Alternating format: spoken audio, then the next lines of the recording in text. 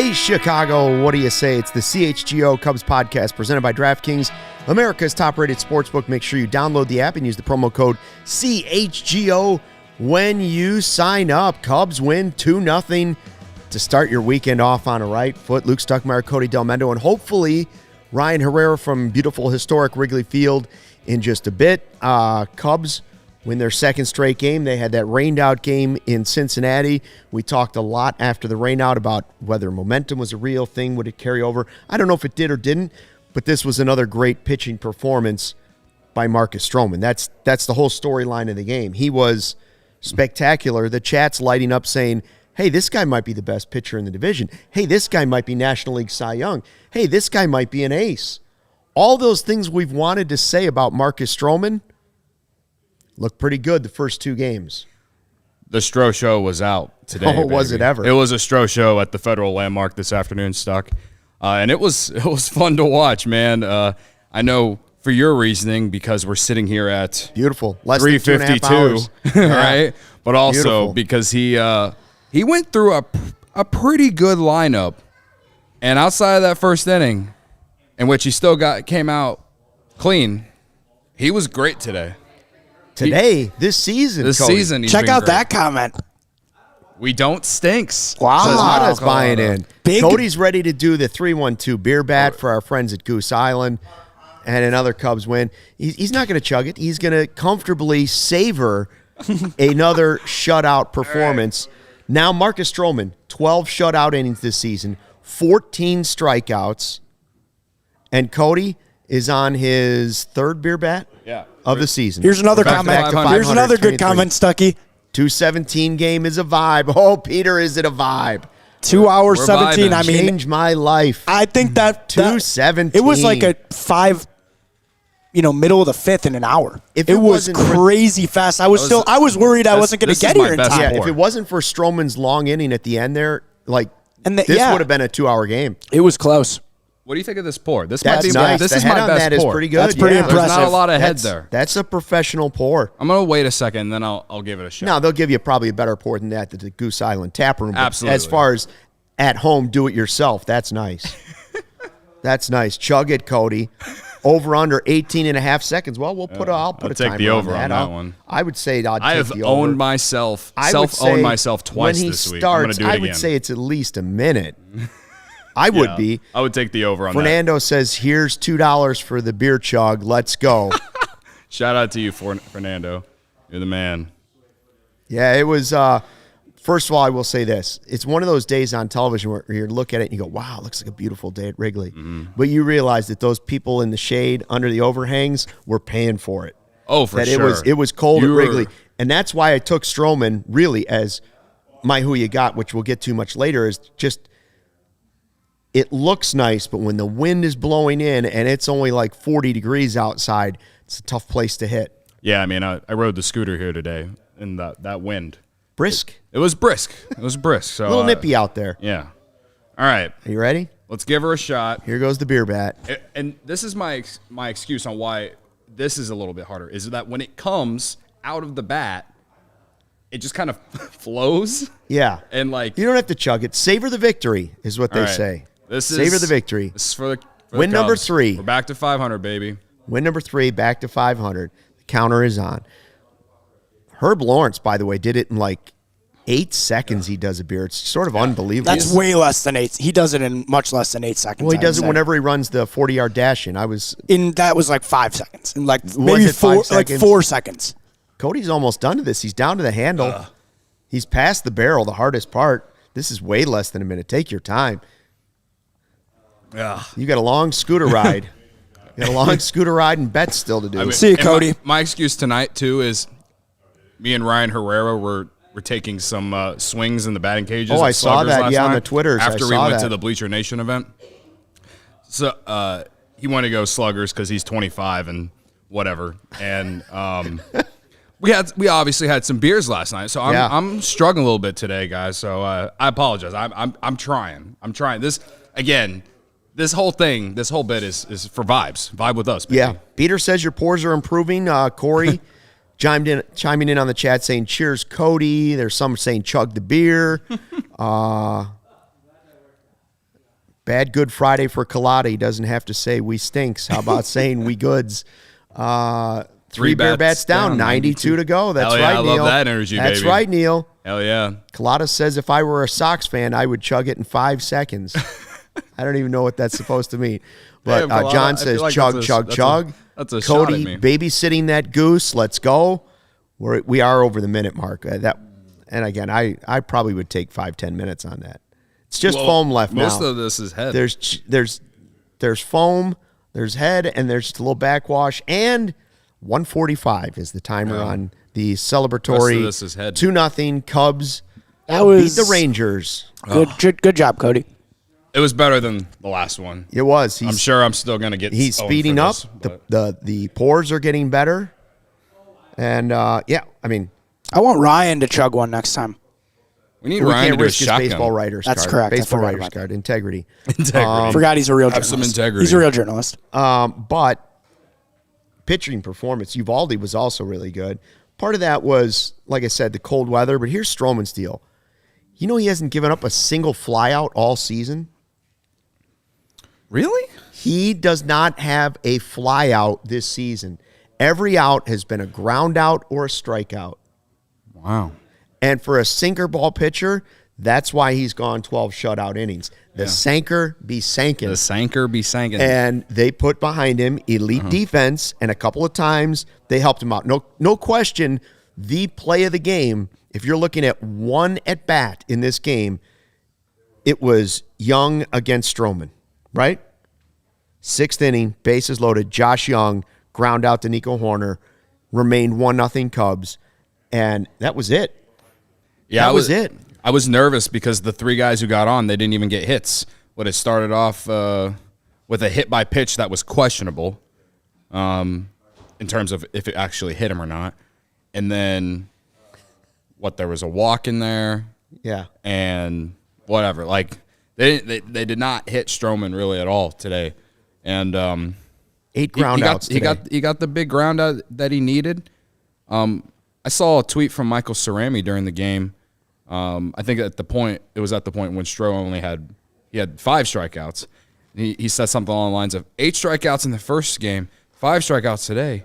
Is Stroman a strikeout pitcher now? Right. Well, he now has 14, and no, he's not. But he took advantage of throwing strikes on his first pitch. Mm-hmm. First pitch strikes, you get ahead, and then anything can happen. Plus, I do think guys were swinging away a little bit today. Now, he didn't get the calls that he got in his first game on opening day. Opening day, the strike zone was wide. Yeah, it was like today, not so much. Not so much today, but he got a few calls. Remember the Garcia one, the Garcia strikeout. It was Tucker Barnhart. It was to get it was a strike call that led to 2 strikes. Right. Barnhart framed it. It was the ball perfectly the first time. Yeah, the pitch tracks had it 2-3 inches off the plate. But Barnhart's framing helped him get a strike call. And then what happened? He threw it in the same spot again, and Garcia swung at it and missed. So people ask about what's the value in Barnhart and Gomes. It's plays like that. Yeah. You're not going to see it in the box score. Obviously, those guys aren't going to hit like Wilson Contreras did, but Frame Master Barnhart. You got to like what you're seeing from a pitching and defensive standpoint from what you saw from Barnhart and Gomes so far this year, at least. So that was just one batter, but I think today you definitely given a lot of credit to Stroman on a lot of what happened. But yeah, the defense behind him was great. To Swanson, to Nico, the glove flip from Swanson to Nico on that first double play of the game was beautiful. I tweeted that it was like watching baseball porn. Just watching them play defense today was fun. And when you get a good pitching performance on top of the great defense, all I've ever said is if you get 2 facets of winning a baseball game, you're going to have a chance to win. And we have all sat here and said if the Cubs can get good pitching and defense, they will be in games. They will always be in games if they get those 2 things. And the offense had timely hits. Both runs scored with 2 outs. Yep.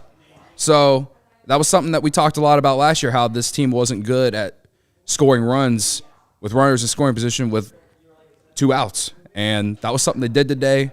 on a chilly day where the conditions didn't necessarily benefit the offense. So yeah, there's a lot about this game. To me, this game is in a way more fun than like even that game where they beat the Reds 12-5 or whatever Agreed. it was. You know what I mean? Because even though the offense broke out in that game, you got exactly what you needed in this game to win. You got the few runs that you needed, and you won in a way that you know that if the Cubs are going to be in the chase come September, it's probably because of these two things, and that's pitching and defense. So I love where they're headed going into tomorrow with Justin Steele. So we didn't get to see if they're going to win that series against the Reds, but they, in a way, took some of that momentum from that win and brought in today with good pitching, something that really, when they played the Reds, really didn't see a lot of great pitching. The offense was great. Stroman had a lot of time between starts to think about this. Yeah, 8 days. Sometimes that leaves you a little rusty because you don't, it's throwing you off your normal routine. I saw Jack in the chat asking, he said, "Am I the only one who thinks Stroman should have gone further?" I don't remember what pitch total he was at, but he was in the mid-80s. And so I was okay with it, especially that the sixth was the bases loaded. That's how he left. And, hindsight is 20/20, but the bullpen was spectacular. Yeah. We were wondering who was going to come in. Leiter comes in with the lefties coming up because of the splits, and bang, bang, bang. He does it. Leiter was great. 3 up, 3 down for Leiter, and then Fulmer comes in and a 6-out, 2-inning save. He was great. Outside of the double he gave up to Seager. 5 strikeouts. Yeah. The bullpen, what I keep saying about the bullpen, don't worry about it. It will be a strength of this team.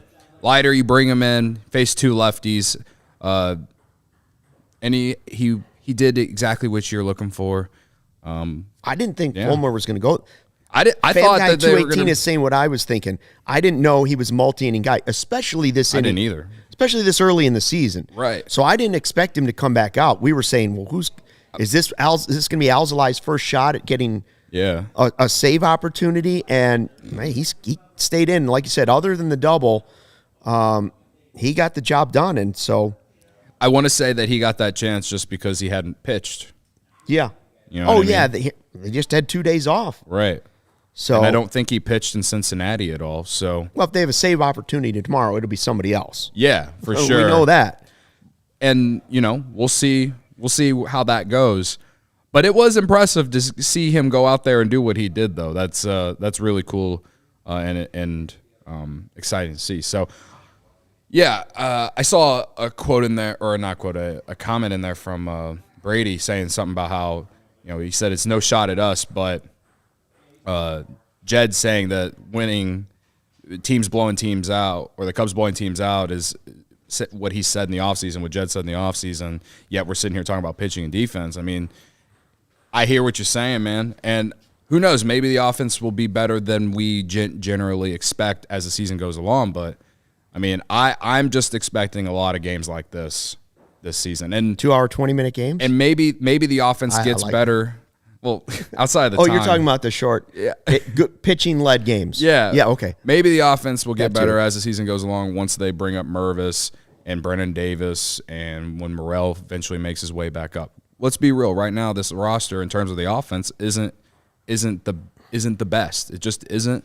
And we've sat here and talked so much about why those guys are in Iowa right now, and you can like it or you can dislike it. But I'm just saying right now, with the way the roster is shaped up, this team is going to win with pitching and defense. There's going to be some rare days. The way it's built. Right. There's going to be some rare days where they score runs or score a lot of runs. That's why when they lost that first game against the Reds, they scored 6 runs and lost. I was pretty upset about it just because, first off, you lost to the Reds. Second off, you can't afford to lose to the Reds. And then third off, you scored 6 runs and you still lost. So you need to win the games where you actually score runs. Today, they didn't score a lot of runs, but the pitching and defense was great. So, again, it's just what I envision. I envision this team, if they're going to win games, it's going to be, 4-2 games, 4-3 games, whatever, 3-2 games. That's just how I see it.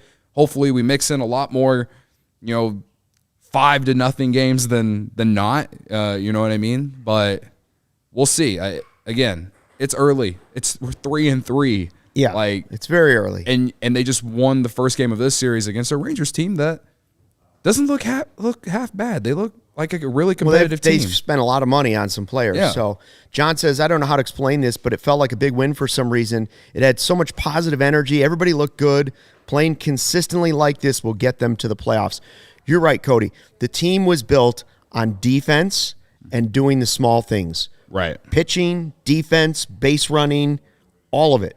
And Swanson got a stolen base today. And that's just the kind of the way it developed, right? And it goes back to the old question of, I don't know what the perfect way is to build the best team for Wrigley Field.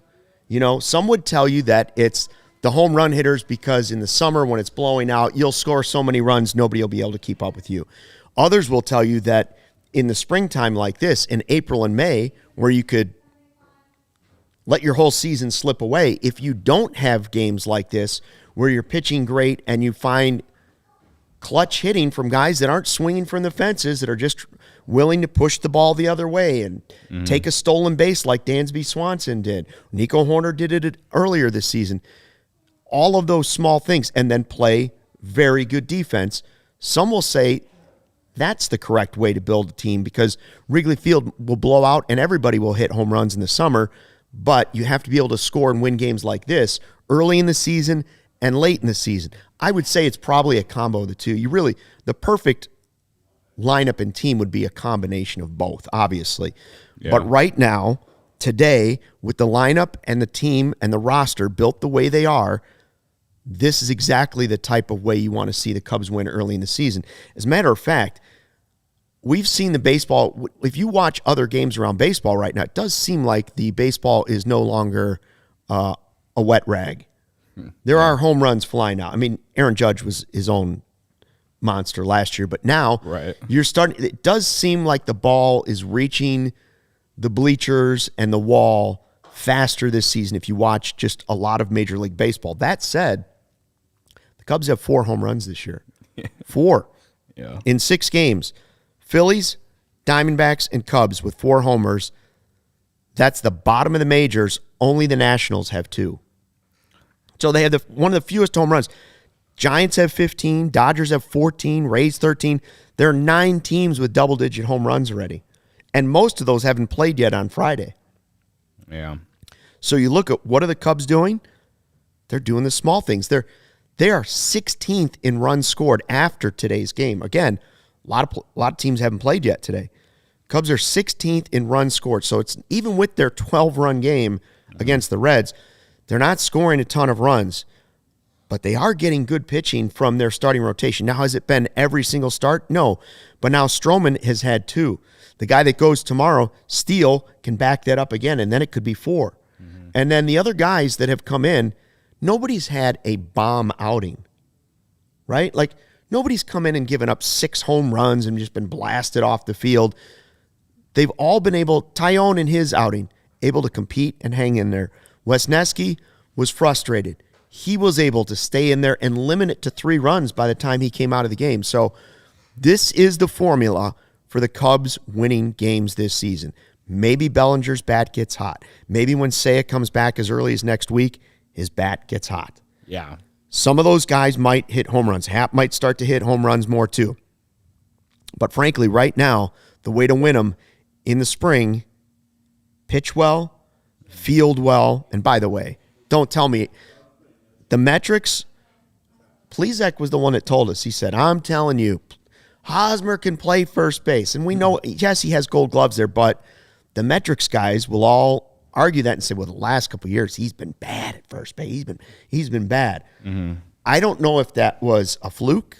I don't know if that was him getting older. I don't know what it was. I'm just telling you, the first 6 games, the guy can pick it at first. Yeah, that one in the 9th inning. Where I've jumped off the couch and been like, wow. Right. The whole thing with Hosmer is so interesting because obviously everyone wants to see Mervis. He had 2 walks today as well with the bat. I mean, yeah, he didn't get any hits or anything, but 2 walks, getting on base. I know the first base position, you want to see guys hit more homers, stuff like that. I don't have high expectations for Hosmer, and I'm not saying that he deserves to get more bats than Mervis once Mervis comes up or anything like that. I'm just saying that outside of the first series with the Brewers, which, again, they went up against Corbin Burns and Brandon Woodruff and Eric Lauer, I mean, he hasn't been terrible. He's been good. He had a good series against the Reds, and then, again, today, 2 walks, and then, like you said about the defense, again, low expectations for him because I just don't know what the Cubs are going to get out of him long term. But you're barely paying him, and again, if he's going to pick the ball like that at first, and if he's going to work good at bats and get on base, there are worse players, man. There are absolutely worse players. So that's where I'm at with him. At least he's been exactly what they want. He's had a 3 RBI game. He's had a 3-hit game. Mm-hmm. I know I can think of at least 3 great picks at first base. Yeah. And a couple of those were in key situations. Mm-hmm. So I like what I've seen so far from most of the team. It's a 500 start. You know what? You could be the last place Cardinals. Could be. The Cardinals pitching don't look great right now, man. And the manager hates the player. Yeah, it could be, yeah. And you mentioned Matt Mervis, by the way. While we're not saying Hosmer's the long-term solution at first base. Not at all. Matt Mervis did hit a grand slam at Iowa, and that's what you want to see. What you want to see is Hosmer play well and Mervis force his way onto the major league roster. Force them into a decision they're not quite sure they're ready to make, but when they make it, come up and then carry that from the AAA level to the major league level, and then Hosmer either becomes a good bench piece for you or a trade piece for you. And that's okay. Yeah. That's okay, too, if that's the way it plays out. It's going to be interesting to see if Hosmer continues to hit or at least be a very serviceable player while Mervis continues to mash in Iowa. Right. Then if both are playing well, right, then how long the only thing I can say is, like, okay, you can bring up Mervis and he can be your DH, and you can use Mancini and Hosmer just platoon. Like, if you're facing a lefty, play Mancini at first. And then, if you're facing a righty, play Hosmer. But you're more often than not going to see more righties than lefties. So I don't know. I always thought you don't have to carry 3 catchers all season either. That too, yeah. I mean, when Mervis comes up, it's going to be hard to believe that if Luis Torrens will still be on the roster. Or even, we've talked about Madrigal a ton. Miles Mastrobuoni continues to hit the ball hard, but, I mean, he ain't doing anything impressive. Yes. Joey's guy. Joey's long-standing, season-long pick for who you got. They have whenever they want to bring those guys up, there's easy. I wouldn't say easy, but there's easily some guys that they could demote or whatever. I think that a lot of those guys that we just mentioned, I think they're trying to maybe flip some of them, try to get some value for them, but we'll see. I don't know. But again, it's just a great win today, man. Like the pitching, the defense, from all across the infield, Dansby and Nico, the double play, Dansby deep in the hole that led to the Hosmer pick late in the game. Who knows? Like, it was a 2-0 game. If Hosmer doesn't make that pick, who knows what happens? You know what I mean? Like, they did, like you said, they did all the little things, and then the way they scored runs, it wasn't necessarily the most attractive thing. It's going to be something that I forget about in 2 days probably.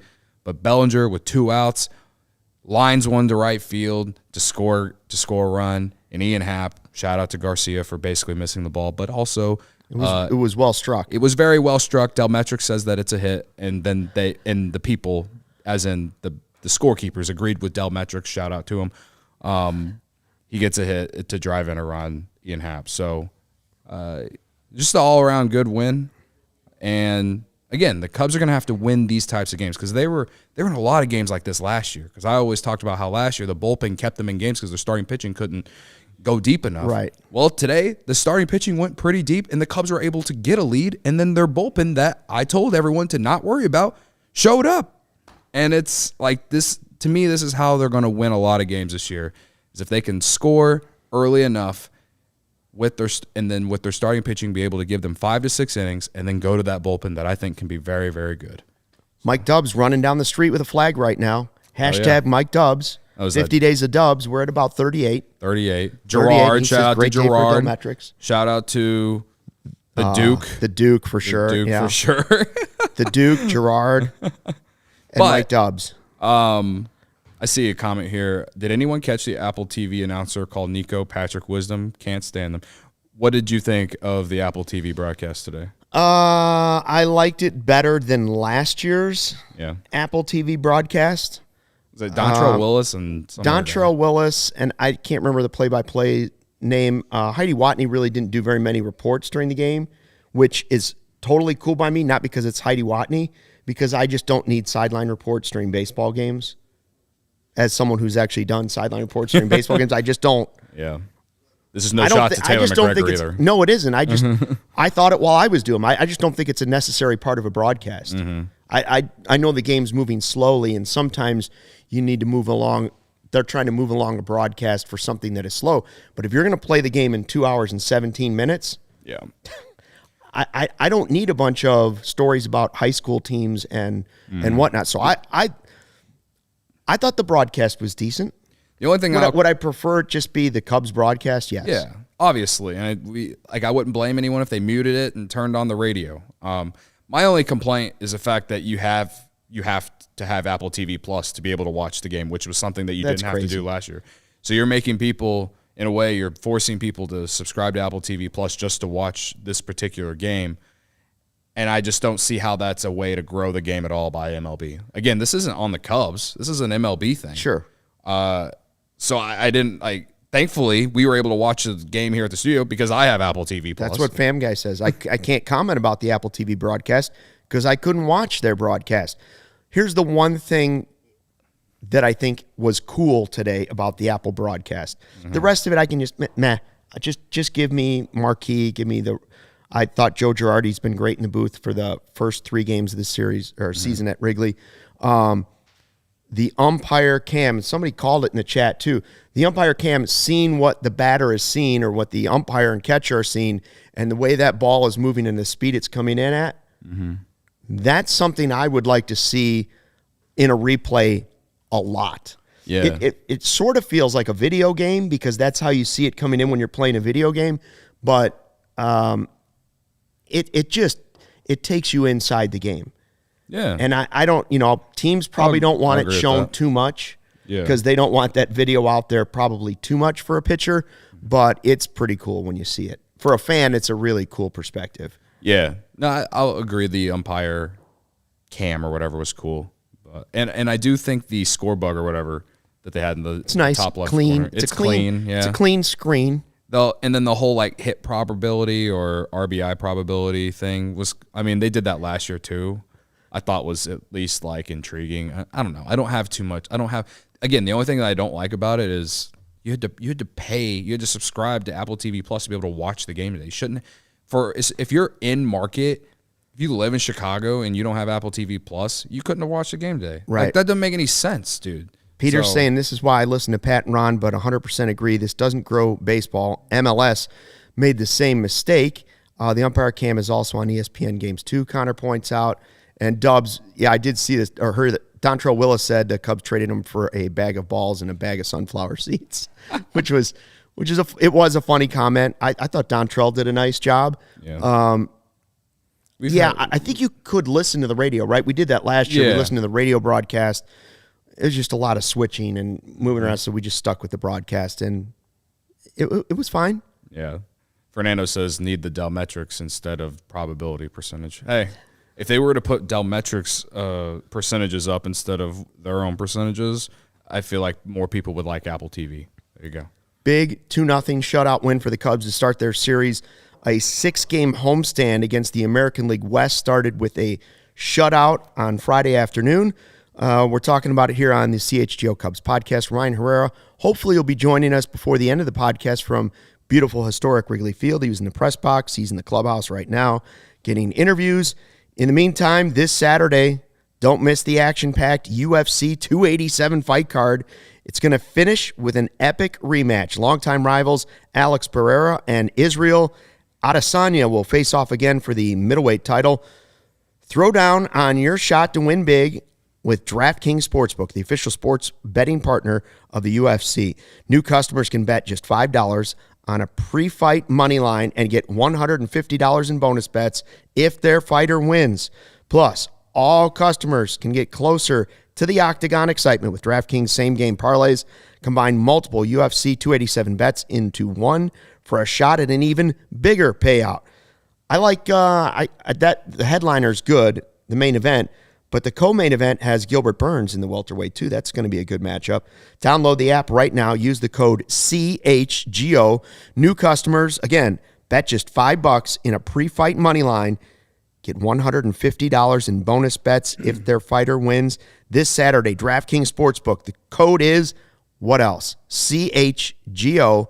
Minimum age and eligibility restrictions apply. See show notes for details. So you can, the thing about DraftKings is you don't have to use it for just baseball. Mm-hmm. You can use it for everything.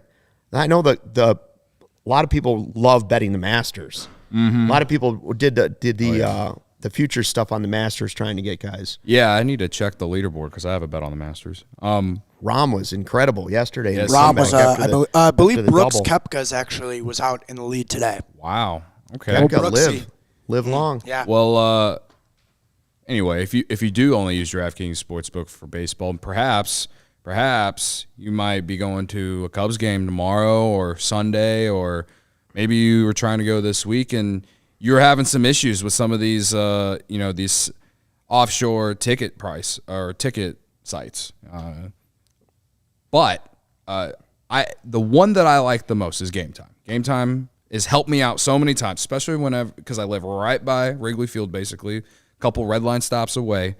Sometimes I just hop on the red line before the game, and just once I get off, I'm like, okay, GameTime, what's the cheapest ticket you can give me? Oh, okay, I'll sit in the bleachers for, $20. That was the place to be today in the sunshine. Yeah, Clutch. That would have been the best spot to sit in today, especially with the sun. So, buying tickets to your favorite events shouldn't be stressed. GameTime is the fast and easy way to buy tickets for all sports, music, comedy, and theater near you with killer deals on last-minute tickets and their best price guarantee. You can stop stressing over the tickets and start getting hyped for the fun you'll have. The last time I used GameTime tickets, again, I just got on the red line, got off at Addison, and pulled up GameTime. And think about it tomorrow. The weather's going to be better. And then early next week, their night games against Seattle. Yes, like in the 70s. We're supposed to be in the 70s. There's a rarity in April. There's a rarity in April. Yep. So check it out. Take advantage of it now.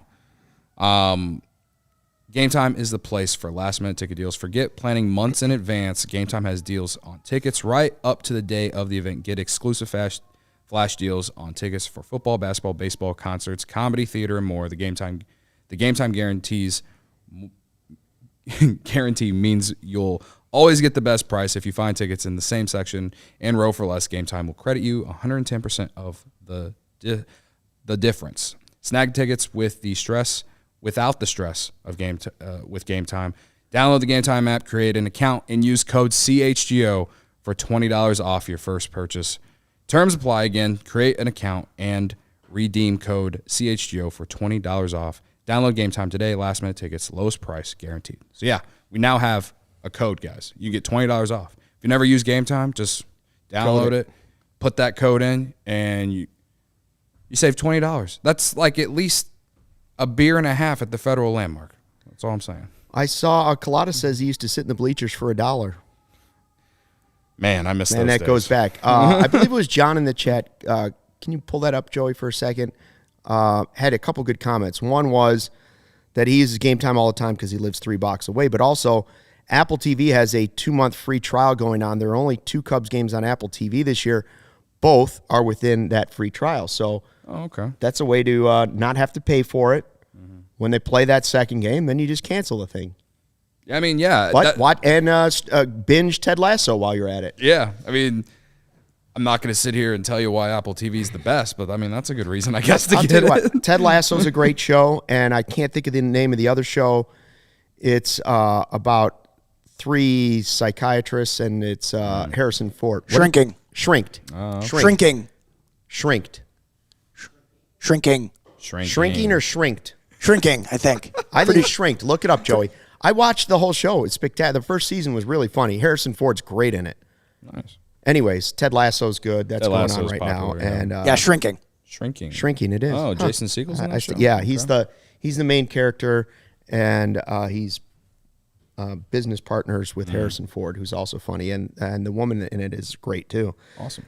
Anyways, good news on the injury front, and we mentioned Cody Bellinger and some of these players are starting to have heat up a little bit. Bellinger with a big hit in this game, but you're still waiting to see who's going to be in right field. We hope that's Seiya all season long. Mastrobuoni has hit the ball hard. We all know he didn't dive the one time. Yes, let's move on. No one's going to forget that. Seiya and Brandon Hughes will be playing for Iowa. David Ross said before the game, they're going to play in games, I believe, against St. Paul, Saturday and Sunday. And then they'll reevaluate those guys. So Seiya, from what I understand, we'll ask Ryan. Maybe they'll find out more, or he knows more about it. But it sounds like Seiya could be there as early as Monday. Yeah. He could be playing against Seattle. Yeah. And I know like a few days ago, like Suzuki was facing Brandon Hughes, and he hit a homer off him, which was good for him, but not good for Brandon Hughes. But it is a good sign. Now, I will say this, though, Stuck. Yeah. When he does come back, I know there will be fans who will perhaps might get upset if he doesn't automatically play every single day. But with that oblique, I'm not chancing anything. Well, night game, it'll be, despite the fact that it's going to be 70, I assume it'll be much cooler at night at Wrigley. Yeah. I guess for me is I hope when he does come back that they, in a way, ease him in. I know the lineup is so much different with him in it, but everyone knows how an oblique injury can really linger. So to me, however, like just do whatever you got to do to make sure that it doesn't become a lingering issue that we're talking about all season. I do not want to be sitting here in June and July talking about Seiya Suzuki's oblique. I mean, it's going to be, it's not like Iowa is a warm place or St. Paul's a warm place, but true. Would I have a problem with the fact if they waited until after the 3 night games at Wrigley Field and just waited till he went and faced the Dodgers and A's in California? I'd be okay with that. I'd be okay with that too. They can get through. I think they can get through 2 more series without him in terms of just hanging around. Like they're 3-3 right now. They got 2 more with the Rangers. If they can just win 1 more game at least with the Rangers, and then find a way to win a series against the Mariners, you're going to California with Seiya Suzuki perhaps. Probably feeling pretty good. That's the best case scenario, I think, in our eyes. But we'll see. I worry about the oblique. I really do. It doesn't. I'm glad that he's coming back earlier than we expected, because in the spring, whenever it first got talked about or mentioned, we thought, oh man, May is probably the earliest we'll see him. Mm-hmm. See that he's coming back. Mid-May is exciting because obviously you want him in right field more than anyone else on this roster. No offense to Miles Mastrobuoni. I do think he's getting a lot of flack for stuff that really isn't necessarily on him. But you want to see Seiya Suzuki in right field. He's the better defensive outfielder. He's a better hitter. And when you got him, Ian Happ, and Cody Bellinger out there, you can make the argument that they can be one of the top outfields in this division. Do you think when Ryan comes on, he's going to try and suggest that he won who he got? I could see Ryan doing that. I mean, again, we were at Sluggers last night. He had some beers. Yeah, I saw you saying he's going to bat leadoff for the softball team this year. Well, with the moonshots he was hitting in the batting cage, I was like, all right, why were we never playing you in the leadoff spot last year? He was doing it with the pitch machine going fast. I don't even know what the miles per hour was. It was on the high heat? He had it on the high heat, yeah. And this pains me to say because everyone knows how much I don't want to give. I mean, he's young. He's young. I don't want to give Ryan that much credit for a lot of things, but I'll give him credit. His swing's a lot better than my swing. My swing was an absolute disaster last night. Yeah, and I wish everybody could have seen what was going on in our CHGO studios this afternoon, because speaking of young bucks, Joey was trying to do swim moves around Braxton Jones, just first step stuff. Like, that is not true. He walked up to Braxton Jones. He's like, "How fast do you think I can get by you? Do you think I can get by you?" Braxton Jones is like, "Who are you?" And then all of a sudden, Joey's doing swim moves, just trying to get first step around him. I thought about it. Refrigerator. Thought about it. I think I could almost throw him off like speed. Not the speed, but He's it's never the seen size, anybody so the small. package. Yeah. Exactly. I go under his legs, through the legs. I'm at the quarterback. Then we have a different conversation. He's never seen Mighty Mouse coming at him from the corner. Also, Braxton, by the way, you know what he's doing tomorrow? I don't know if you guys caught this. He's actually throwing out the first pitch tomorrow at the Cubs game. Oh, really? So if anybody's going tomorrow, they'll see Braxton throwing out the first pitch. All our guy, starting left tackle on the Bears. Warm up. Braxton Jones. And go check out his interview on the Bears pod, too. We should have begged him to wear the CHGO shirt when he does it. Yeah. Underneath the Cubs jersey that they'll have, just so maybe the Skyline jersey popped out underneath it. That would have been nice. If you haven't heard that, go back and check out the YouTube feed of that podcast. It was great. Yeah, it was great. Unrelated, 150 plus people in the chat and only 42 likes. So hit the like button. Michael Collada says every time he wears a CHGO shirt, they win. Collada, I'm not telling you how to do your laundry, but wash it again. I'm gonna need you to wear your shirt every single day, man. Never wash it again. Or buy more merch. And I know you're a diehard because you've been in our happy hours. You get 20% off. All I'm saying. I don't care what CHGO shirt. I'm going to tell Collada how to remember this. It's like the time on the Brady Bunch where Marcia got kissed by the good-looking boy and she said she was never going to wash her cheek again. That's what you need to do with your shirt, Collada. I had to take it back to a Brady Bunch saying for you to understand what I'm saying. Every time, never wash it again. Never wash that shirt. Just keep bringing it back. This was a good game. And as far as Cody Bellinger goes, he's starting to come around. I almost picked him for who you got. Yeah, I mean he doesn't have a ton of home runs. Again, the Cubs 4 home runs on the season, but Bellinger does have one of them. Yeah, I mean, obviously we talked a lot about the pitching in the first segment. Bellinger you could make the case Bellinger should have had 2 hits today because his first at bat, I think I tweeted from the CHGO Cubs Twitter account. It was a line drive out to right field into the gap, but the Rangers were just positioned well for it. 102 miles an hour off the bat, like a 500 expected batting average. I mean, whenever those outs are made, it's frustrating, but it's also a sign of, okay, he feels good up there. Yeah. And then, the baseball gods helped him out in his second at bat, which was also another hard hit ball, but not for extra bases. But again, with 2 outs and you got the big hit to score the first run. And in a game like today, runs were anytime you were able to score was huge. And got to take advantage of those tiny opportunities that were out there with the wind blowing in, cold weather, completely a pitcher's day at the ballpark. Absolutely. And you know what? The pitchers took advantage of it too. Like I said, the most impressive thing about Stroman all season has been the fact that he doesn't have a single flyout. That's insane, really. Only groundouts and strikeouts. Yeah. He does that, he's going to be an all-star. Yeah, I mean, if he does that the whole first half of the season, or if he pitches like he did the second half of last season, he'll be an all-star. Mm-hmm. And I'll say this, this Rangers lineup, in my opinion, is better than the Brewers. And I know the Brewers' offense has actually been pretty good to start the year, especially against the Mets this week. But to see what he did today against this Rangers lineup, I mean... Who was the player that had his number previously? Was it Simeon? Simeon had good numbers against him. How did the Sox ever let him go? Well, why'd they let Fernando Tatis Jr. I know, yeah. I mean, that's... Well, the Cubs let Dylan Cease go, but at least they won the World Series and were back in the NLCS. It's just a shot at the White Sox. No, every time I see him, I'm just like... I think the Cubs knew what they were giving up when they gave up Dylan Cease. Yeah. I believe the Cubs thought that Cease was the big piece of that package, not Eloy Jimenez. Not that Eloy Jimenez was a bad player. They knew that Cease was. Rick Sutcliffe been saying for a long time, I haven't seen a prospect in pitching like this in a long time. Never in the Cubs organization. So they knew what they were giving up. But it ended up not being the right deal, but the logic behind the deal was correct. Yeah. You go for it in your window and you try to get it done. What else do you like about today's game? 2 hours, 17 minutes. The length. I know some people would disagree with you on that because they want longer games. They like or whatever. To savor a longer game. They like to savor a longer game. You want to be able to drink beer for a longer period of time. You want to You want to give Ricketts more money for $12 to $14 beers? I mean, fine, whatever. I feel that.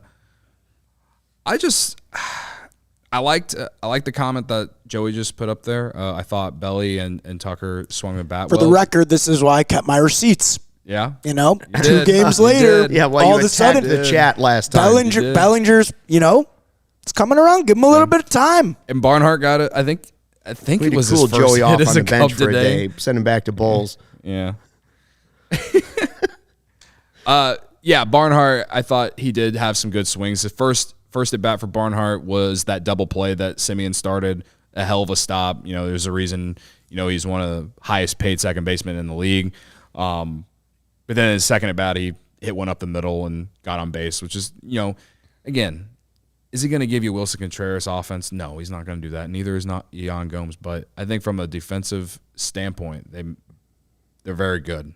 And you can see it with the pitching today. So I thought, as far as offense for Barnhart today, I thought it was one of his better games. Hopefully, more hits start to come out for him. And, I guess if there was one thing I could nitpick at the offense, despite the fact they only scored 2 runs anyway, Mancini wasn't very good today. This was one of the first games where Swanson really didn't show up in like the clutch. I think he hit into a double play in the middle innings that kind of... He did, but Cody, again, like we were saying earlier, there were at least 3, what did they used to call them on ESPN, web gems? Yeah. Love the leather. There were at least 3 defensive plays, not just Stroman being great on the mound and getting all the ground outs and strikeouts. There were 3 great defensive plays that led to this Cubs win. Mm-hmm. One of them was Dansby Swanson's glove flip. Beautiful on a double play, right? Yeah. Tucker Barnhart, we talked about the pitch framing that led to becoming 2 strikes in a strikeout.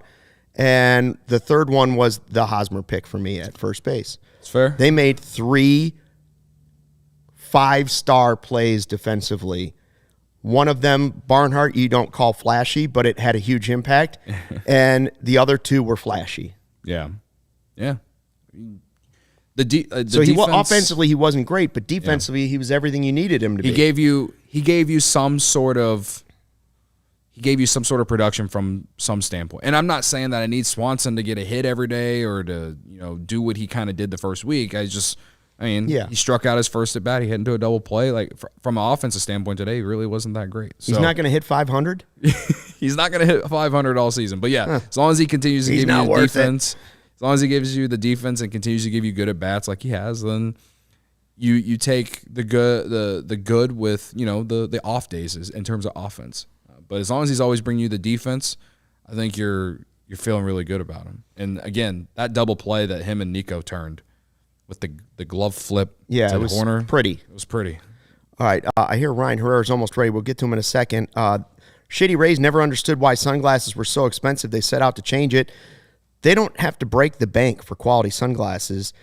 Our friends at Shady Rays have you covered here. Shady Rays premium polarized shades featuring world-class optical clarity, substantial durability, and styles cater to everyone and every lifestyle. The best part about Shady Rays, they have this insane protection program, the biggest and best in all of eyewear, lost and broken replacements. If you lose or break your shades on day 1, they'll just send you a brand new pair, no questions asked. Drop them in a lake, off a cliff, anything. Maybe you drop the weights on them at the gym. It's okay. They'll replace them. Even with that strong of a protection program, they still manage to make quality that I can tell you, holding to my hand, seems just as good as any pair I've ever wore, no matter how expensive they might have been. Shady Rays customers seem to agree. 200,000 5-star reviews and counting. Shady Rays also provides 10 meals to fight hunger in America with every order placed. Donated over 20 million meals to date. So they're people you can get behind too. They stand behind their product, told our team that if anyone has a problem, they throw profit out the window and do what it takes to get it right. Free returns, free exchanges. You either love your Shady Rays or Shady Rays will pay to ship them back. That's it. An exclusive for our listeners. Shady Rays running their deepest deal of the season just in time for summer and spring. Use the code CHGO. 50% off. 2 or more pairs at shadyrays.com. Buy one, get one free. 2 pairs as low as $54. Redeem at shadyrays.com, where you can find all their newest and best shades. Ryan Herrera always brings the vibes in his Shady Rays. Well, I walked into HVAC last night for the Bleacher Nation event. He was wearing them indoors? I walked in with my Shady Rays on. A gasp from the crowd. There was one guy who walked right over to me and Ryan and was like, "Hey, are you welcome. Shady Ray? Are you Shady Ray?" I think I like to believe the Shady Rays had a big part in him walking over and talking to us. Don't let the facts get in the way of a good story. Other good stories, though. You really adopted that, haven't you? I really have. I feel like it might as well be right next to Dell Metrics because well, it's works. Crucial to any good journalist. Exactly, especially for people like Ryan Herrera. Let's be real. Chicago, you've already got the best coverage for your favorite teams, especially coming from Ryan Herrera, especially coming from me with Dell Metrics and Luke Diehards, make sure you sign up to be a diehard. Absolutely. So get fitted out in the best sports gear around. Foco got you covered from Soldier Field to the living room, north or south side, with hoodies, slippers, signs, bobbleheads like this Hayden Wesneski one right here, and everything in between. Get decked out like DeMar with apparel from the leader in sports merch and collectibles, Foco. Looking for the perfect gift for the football fan in your life? Foco's got you covered with hoodies to fight that Lake Michigan breeze. Check out foco.com or the link in the description below for all non-presale items. Use the promo code CHGO for 10% off. And yes, this Hayden Wesneski bobblehead. Yeah, check out the YouTube feed if you're listening to this in podcast form later. And while you're there, make sure you hit a like for us in the podcast form. Appreciate it. Yeah. Likes, reviews, all those positive things. Yeah. Ryan Herrera, I believe, is ready. There he beautiful, is. Historic Wrigley Field in a CHGO hoodie. Yeah. Right there. There it is. There He's got it the is. swag on. Make sure you sign up, folks. Get a free T-shirt along with your Ryan Herrera articles every day. Mm-hmm. Jared Willis bringing you stuff on the Cubs from the inside. All right, what was it like out there, Ryan? I mean, Stroman obviously was the story. I mean, the guy hasn't given up a fly ball out all season. Spectacular. Yeah. Yeah, I mean, it's you compare it to where he was the first few times through the rotation last year, when he talked about he wasn't feeling mechanically himself that whole time. April was tough for him. He had that really good start in May, and then went on the COVID ILs. The whole first half was just weird for him. And now he comes out. The WBC. He gives a lot of credit to the WBC for like really getting him ready for this start of the season, because like spring training you can do that, but to be pitching in like competitive environments that quickly, like he gives a lot of credit to the WBC for getting him ready to start the season. But now he's got 6 shutout innings starts. This is per Elias Sports Bureau. He's the first Cubs starting pitcher with consecutive outings of 6+ shutout innings to begin a season since Mike Bielecki in 1991. Luke, Bielecki. Bielecki, there you go. And just the 4th starting pitcher in Cubs history to begin the season with 2 scoreless outings of 6 innings or more. So you can't really ask for a better start to the season from Marcus Stroman. Just watching him pitch, it feels like everything's on. Every pitch is doing what he wants it to do. He's getting the ground ball outs. He's striking out more guys than maybe you expect him to. It's been a really, really good first couple of outings for him. And when we talk about the Cubs are going to rely on starting pitching and defense, starting pitching is a huge part of that. And to see him kind of lead the way has been very important for this team. And getting off to, I guess they're back to 500 now. But like to get off to the start they want to get off to, it's going to come down to pitching, starting pitching, and Stroman's obviously going to have a big part of that.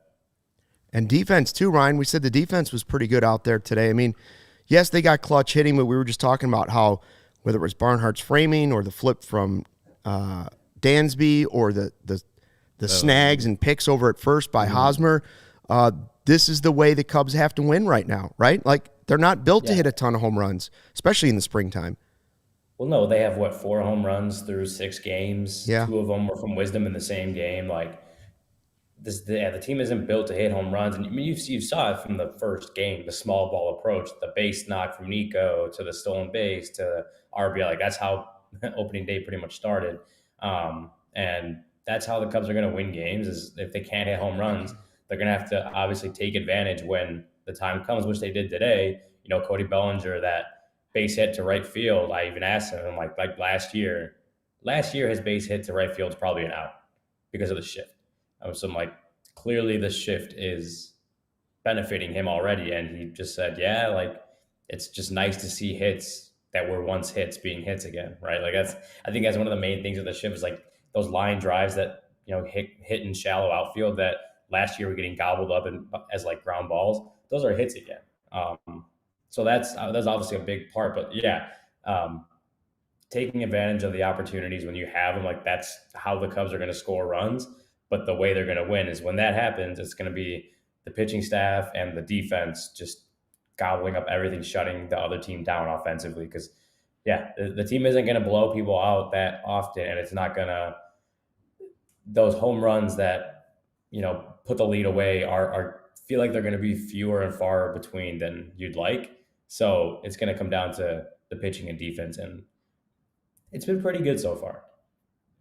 By the way, I know you weren't here, Ryan, but just to update you so you have all the facts moving forward, 1 minute, 45 seconds on Cody's beer chug from the beer bat today. He's improving day by day, brick by brick. He's getting faster, bigger, stronger. My excuse today was that we kind of had a late night, and so I was kind of struggling. Are you sore? Are you sore, Ryan? Because we heard there were a lot of hacks being taken at Sluggers. A lot of hacks. My body feels good. I work on my body throughout the off season just so I can go to Sluggers on April 6th and take some swings. I mean, you saw the video. Like the swings were awesome. About your oblique, though. I thought maybe you'd have an oblique thing. You sometimes say you get too bulky, and then I live to feel like I'm 25 again. You weren't the only one. There was a few of the Cubs writers asked if my oblique was feeling okay. But you know what? Again, it's like I work on my body all off season. We know there's no off season. Who are we talking about? Most of the Cubs writers, they're not taking too many hacks in the cages. Let's be honest. Well, we were hanging out with a friend of the program, Tim Stebbins, as well. I watched him. Stebbins is young. Take Stebbins is young. Some hacks. Yeah, exactly. Like Ryan and Tim are much younger than I am. I hate to say that, but I mean, if it's Bruce and Gordon and Sully, I'm not too worried. You're probably the best hitter in that group. Ryan and I, some people say we're the best 1-2 punch left side of the infield that CHGO softball's ever seen. Well, that's what they probably said. True. Well, if you don't let the facts get in the way of a good you know story. what? It's not that high of a bar, but I think it's true. I do think it's true. Some people have said that. I'm not going to say who it was, but some people have. I mean, listen, the score singled us to death. Probably scored 18 runs with 20 hits in between Ryan and I, but we did our best. Ryan, I do have a question. Cody and I were sitting there, and somebody in the chat mentioned it too. I didn't think Fulmer would come out for the 9th inning because I didn't know he could go 6 out, especially this early in the season. Mm-hmm. I didn't think. I know he's had a lot of rest and a bunch of days off, but were you surprised to see that he stuck in there? I wondered if it was going to be ALLCITY for the first time as a closer. Yeah, well, they had Boxberger warming up, so if anything, it was going to be Boxberger's inning. But yeah, I was surprised to see Fulmer go back out there. And I think Rossi just liked the situation that Fulmer was going into. I think that double was in the top of the 8th, if I'm not mistaken. But outside of that, he had 3 strikeouts. So it's not. He pretty much cruised through that 8th inning. Pitch count was still low, and yeah, you probably look at Fulmer as more of like a 1 inning type of guy. And he didn't. He said himself, like going out there, he wasn't expecting a 2 inning outing, but he looked fine. The stuff moved how I wanted it to. Rossi liked the matchup, and I think it all just played into just throwing back out there. I think it was the middle part of the order. When it's the middle part of the order, like you do like to have maybe your best. Maybe you want your closer out there, even though he just pitched the 8th. Yeah, I was surprised, but not surprised that he couldn't do it or not surprised that he did it because he has been a starter in the past. But just as far as he's expected to be the closer, I was just surprised to see him get the 8th to start out. Yeah, I think it was just had to do. He had a pretty clean inning in the 8th, was feeling pretty good, and told Rossi he could go back out there for the 9th, and it worked out. Well, I guess to go off that, I thought he was bringing him in the 8th because Simeon and Seager were both due up, and those are the 2 best players on the team. That's the save right there. Yeah, and we've talked about before because the Cubs they technically don't have a set closer that David Ross will bring in someone like Michael Fulmer into an inning. It might not be the 9th just because of who's set to come up. And I think one of those games recently, it backfired, but today it worked. Right. So. And Doug's saying in the chat he was a starter for a lot of years. Yes, I know that. I'm just saying recently, I didn't know that his body was built up to go through that early in the season. A lot of times you don't see that early in the season, a 6-out type save. But, it worked out perfectly. Now they've got ALLCITY, Boxberger, Thompson. They've got the full arsenal to go at them the next couple days this weekend. Real quick, Ryan, do you think that if Seiya is okay after these 2 games, Saturday and Sunday, that he would possibly be at Wrigley Field on Monday? I mean, there's a chance. I know that he's playing in Iowa. They're in St. Paul, I want to say, for these next 2 days. And Rossi said pregame that they'll kind of reassess after those 2 games, just because again we've talked about obliques are tricky. We saw Nico Horner a couple years back re-injure the oblique in a rehab game in the minor league. So I don't want to say that it is likely or anything that he's back for the next series, just because you have to see how these 2 games go first. But just based on what we heard, during spring training, how quickly things were recovering, I definitely think that there's a chance we see him next week. Doug with another good chat saying Rossi has an experimental managing style that reminds him of Madden. Treats a bullpen like something to test and prod before defining clear roles. And I think that's going to be the way it's going to be potentially at least the first half of the season. Should we get to who you got? You ready? Do we have I think it's fairly short and sweet today. I had Stroman for the game that ended up being rained out, and Ryan this morning took Dansby. You took Hosmer, and I thought, well, I should just stick with – I don't want to not pick Stroman after I picked him for the first game. So I stuck with Stroman, mostly because I heard the wind was blowing in, and I looked at my phone, and it said 40 degrees outside, and I thought, good day for Stroman to continue what he was doing. But that was better than even I expected. Yeah, my guy had 2 walks. That's all I got. And he had some great defense. Well, you know what it means. We go into the weekend, we're all 2-2 now. Yeah. Except for Corey, I think, is 1-2. Because he didn't send in a pick today. He didn't send in a pick today. So I think Corey is 1-2, and we are all 2-2. Yeah. Does that sound right? I was gonna go Stroman today, but I already picked him on opening day, and I didn't want to hear it. I didn't want to be like, oh, you keep picking Stroman. Like I let Luke have him, and it well, you let Cody have him too. I thought Cody was going to take him when I saw your pick. I was doing stuff around the house, and I was going to put Stroman. I thought, if Cody takes him, I'll take Bellinger. And then when you didn't take him, I was like, all right, I'll go Stroman. I'll stick with what I had. Now, I think Stroman was a very clear winner of this. I don't think there's any argument. There's no argument, unfortunately. However, if Ryan admits it, it's true. He did. He did have a hit too. Yeah. On a day where there weren't a lot of hits. I will say this: if I or Ryan had taken Stroman, I feel like Commissioner Stuckey would have got a little weird. You know what I mean? Why? Because that's what you do. No, we have the rule in place now about the pitching. I was prepared that if he went out and got bombed by the Rangers, I had prepared myself to not be able to take a pitcher for 2 weeks.